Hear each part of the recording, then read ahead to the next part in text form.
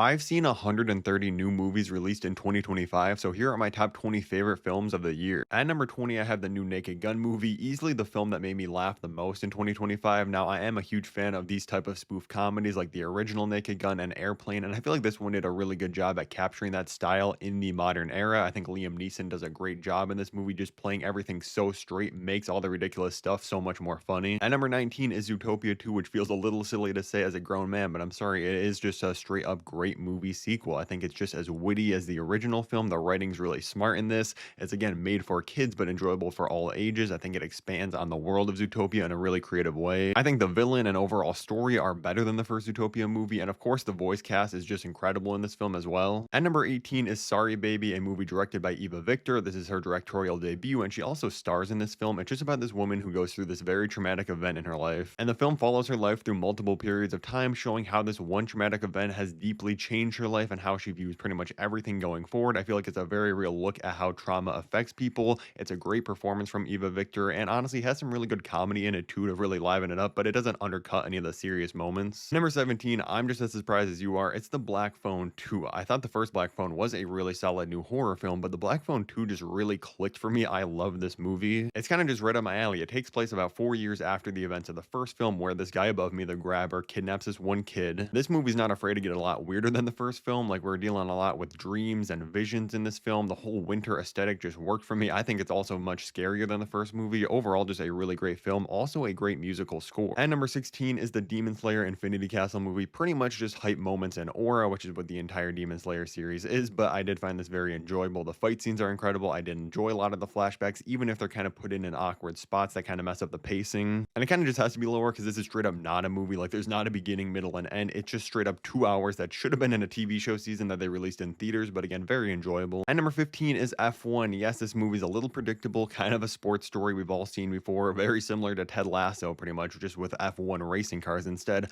but I still really enjoy this movie. It's an absolutely beautiful film to look at. All the different racing scenes hit incredible. You got a great Hans Zimmer score kicking in the background. I think Brad Pitt and Damson Idris are really fun in this movie. The director, Joseph Kosinski, really just knows how to make a blockbuster that I absolutely love, like he did Tron Legacy, Top Gun Maverick. This guy knows how to make bangers, and this is no exception. At number 14, I have the Chainsaw Man Reze Arc movie. I'm not a fan of Chainsaw Man whatsoever. I only reluctantly watched the first season so I could watch this movie because I heard everybody praising it, and yeah, everybody was right. This is a very good movie. If you have no idea what this is about, it's literally just about a guy that can turn into a human version of a chainsaw to fight devils, and all the devils want his chainsaw heart. But believe it or not, based off that description, this is actually a deeply heartbreaking and moving movie. The animation is insane in this movie. Like, the last hour of this thing's pretty much just one giant fight scene, and everything is incredible in all those different fights. The score is also one of my favorite musical scores of the entire year, especially the piano pieces. They are actually so beautiful. At number 13, I have Sentimental Value. It's a movie about these two sisters, and they really don't have a great relationship with their father, who used to be this really renowned Hollywood director,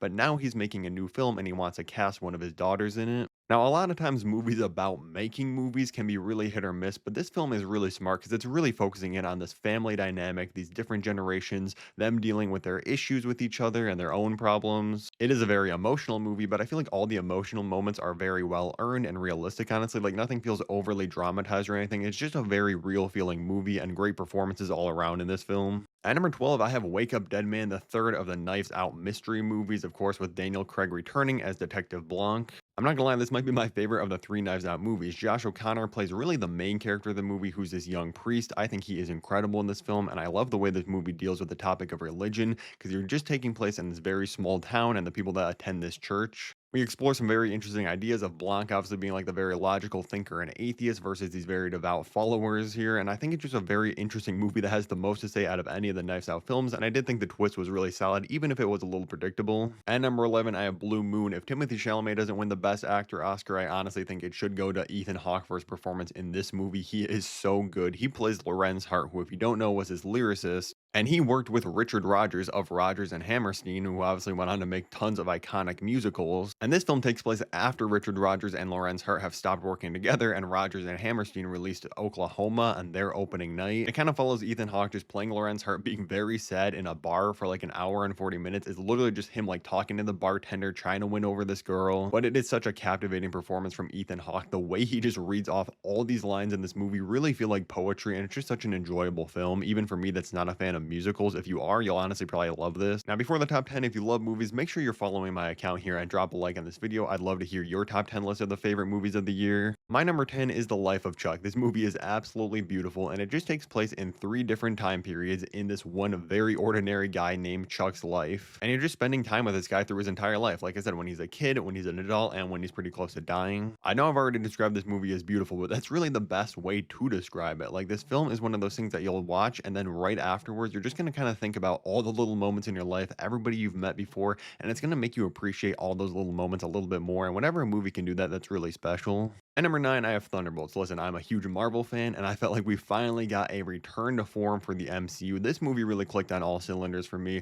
First of all, the musical score, super underrated, but one of my favorites of the entire year. I think this movie is legitimately a very funny film, but also the humor doesn't undercut any of the more serious topics we start dealing with in the second half of the film. I think it does a great job at giving all these different characters really great moments to shine, especially Yelena and Bob as Sentry. And like I said, I'll admit I'm biased. I've been a fan of the MCU since it started when I was like 6 or 7 years old, but these last couple of years I've been losing interest in it slowly, and this film finally felt like, oh yeah, we're getting back to form, and this was just a really special film. Number 8, I have One Battle After Another, a movie that I honestly didn't love as much as everybody else when I first watched it, but after rewatching it and thinking about it a little bit more, it does really work for me. First of all, this movie is absolutely hilarious and contains some absolutely incredible performances, like obviously Leonardo DiCaprio, Benicio del Toro, but I actually think Sean Penn as our villain in the movie Lockjaw is the best performance of this entire film. It is so utterly ridiculous, but also disgustingly evil at the same time. It's truly one of the best performances of the entire year. I think he should win the Best Supporting Actor nomination. This score is also so bizarre, but really adds every scene. At number 7, I have The Ballad of Wallace Island, a really charming film that's just about these two singers that used to be married and in a band together, but they got divorced now. But one of their biggest super fans invites them both back separately with the hopes of kind of making them get back together and have one more concert together.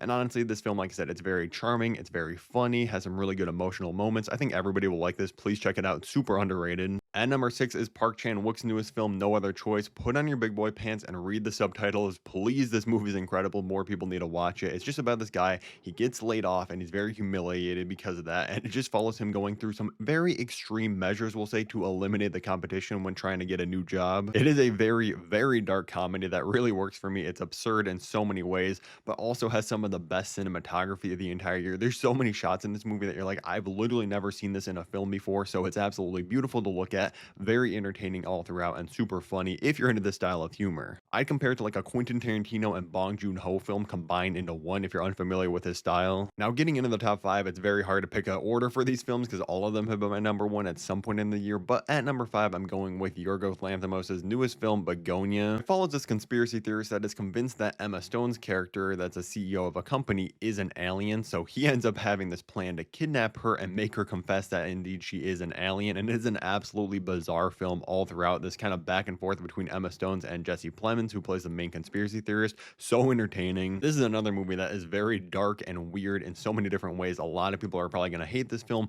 but for me it really worked. Emma Stone gives one of the best performances of the entire year. Sadly, I don't think she will or should win the Best Actress Oscar because that should go to Jessie Buckley, but I absolutely love this film overall. I know people hate the ending, but honestly, I absolutely love it. I think it elevates the film to a new level, but maybe a hot take. At number 4, I'm going with Superman. I think James Gunn absolutely delivered exactly what this movie needed to be. It is a perfect start to the new DCU, and even if that falters out in a couple of years, this was still a great movie on its own. David Cornsweet and Rachel Brosnahan as Superman and Lois Lane, absolute perfection. I think the tone is perfect in this movie. It has that James Gunn comedy and has some really funny moments, especially with the characters like the Justice Gang and stuff, but it also knows when to get really serious, give us some really great moments of just hopefulness. The musical score is absolutely great, and of course that punk rocker needle drop absolutely hits. It might be the best ending of the entire year in my opinion. Really just a great movie. I cannot wait for Man of Tomorrow in a couple of years from now. At number 3, I have another very polarizing film, Marty Supreme, because a lot of people seem to really hate this movie or really love it. For me, I absolutely loved it. It is an absolutely wild, anxiety-inducing ride from start to finish, but I love me a good film about terrible people being incredibly selfish. I do definitely think Timothée Chalamet deserves to win the Best Actor Oscar for this. I think it's the best performance of the entire year. He portrays so many different sides of this character so perfectly. It's such a funny performance. Again, you really start to hate this guy at some time, but also you kind of can't help but root for him because he is very charming. And really, I just love the energy of this movie, like the musical score being a lot of 80s different synth sounds and the needle drops being mostly 80s pop songs. While this movie is set in the 50s, it's such a fun clash. And I wasn't sure about the ending when I first watched it, but the more I think about it and what I think it really means, I actually think it's really good now. At number two, this movie's managed to stay towards the top of this list the entire year. It is, in fact, Sinners. Ryan Coogler absolutely delivered a near masterpiece with this film. It blends so many different genres so perfectly together in this beautiful, like, action, horror, historical period piece. I mean, there's really no faults in this movie. It's beautiful to look at. It uses music in such a brilliant way. We have new breakout stars in this movie and great breakout performances.